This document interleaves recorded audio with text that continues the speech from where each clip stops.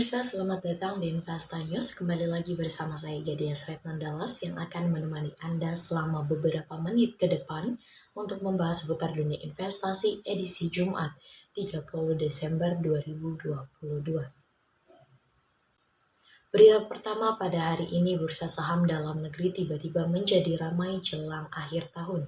Kemarin, volume transaksi di bursa saham kembali melesat menjadi 28,34 miliar saham.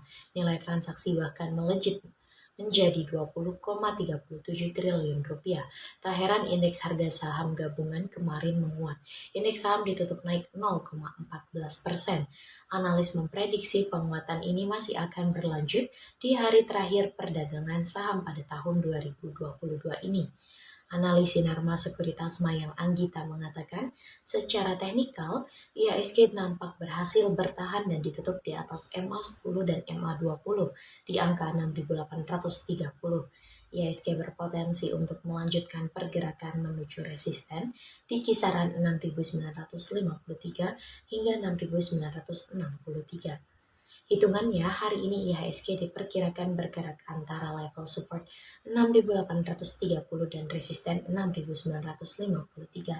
Setelah area ini berhasil ditembus, maka terbuka peluang untuk lanjut naik menuju target dari pola double bottom di kisaran 7.073 hingga dengan resisten previous high 7.110. Equity Research Pintraco Sekuritas Rio Febrian juga memprediksi IHSG akan menguat di akhir tahun ini. Secara teknikal, IHSG berpotensi menguat ke kisaran MA50 di 6.900 hingga 6.950. Potensi penguatan tersebut didukung posisi IHSG yang bertahan di atas MA20. Menurut hitungan Rio, support IHSG hari ini di level 6.800, sementara resisten di 6.950. Analis menilai pergerakan IHSG di hari perdagangan terakhir tahun ini juga akan dipengaruhi oleh harga komoditas, terutama minyak. Pelaku pasar mencermati potensi penurunan permintaan dari Cina dan eskalasi konflik antara Rusia dan G7. Untungnya dari dalam negeri ada indikasi inflasi bisa melandai di awal 2023. Salah satu pendorongnya adalah ekspektasi penurunan harga rata-rata CPO di 2023. CPO merupakan bahan baku minyak goreng dan biodiesel yang keduanya berkontribusi pada angka inflasi di Indonesia. Rio merekomendasikan investor dapat mencermati saham-saham berkapitalisasi pasar besar, antara lain saham ASII, BBRI, INDF, MDKA, dan WIKA. Cleo juga menarik untuk dicermati. Beralih pada sektor komoditas, indeks emas dunia terpantau naik pada perdagangan Kamis setelah dibuka beragam dan cenderung stabil di tengah pelemahan indeks dolar Amerika Serikat. Kenaikan harga emas terjadi setelah Cina mengumumkan pelonggaran kebijakan COVID-19. Seperti yang diketahui, Cina adalah salah satu konsumen terbesar emas dunia. Pelonggaran kebijakan COVID-19 diharapkan membangkitkan permintaan warga Tiongkok akan logam mulia tersebut. Pada perdagangan Kamis 29 Desember pukul 15.30 waktu Indonesia bagian Barat, kontrak emas paling aktif pengiriman Februari di divisi COMEX New York Exchange naik 4,15 US dollar menjadi 1.816,85 US dollar per troy ounce. Sementara itu di pasar spot, harga emas juga menguat 4,17 US dollar ke level 1.810,02 US dollar per troy ounce. Adapun indeks dolar Amerika Serikat jatuh 0,22% menjadi 104,01. Dari dalam negeri, harga dasar emas 24 karat antam ukuran 1 gram dijual Rp1.012.000, turun Rp2.000 dibandingkan posisi sebelumnya. Harga buyback emas antam berada di level Rp912.000 per gram, lebih rendah Rp2.000 dibandingkan dengan perdagangan sebelumnya. Selanjutnya pada sektor komoditas yang kedua, harga minyak sempat mendingin setelah Cina kembali melakukan pembatasan wilayah dalam rangka mengendalikan penyebaran kasus COVID-19. Pada 26 Juli lalu, kota Wuhan, Cina melockdown satu distrik akibat ditemukan 4 kasus infeksi COVID-19 tak bergejala. Penguncian ini membuat aktivitas ekonomi Cina terpuruk. Aktivitas pabrik Cina pun melambat sepanjang Juli 2022. Indeks manajer pembelian pada bulan itu turun menjadi 49,00 dari sebelumnya 50,20. Mengingat negeri Panda merupakan importir minyak mentah terbesar, maka penurunan ekonomi Cina yang berkepanjangan dikhawatirkan akan ikut menggerus permintaan minyak global. Faktor pemberat harga minyak lainnya datang dari kebijakan The Fed, sikap agresif Bank Sentral Amerika Serikat dalam menaikkan suku bunga acuan memunculkan kekhawatiran perlambatan atau resesi ekonomi global.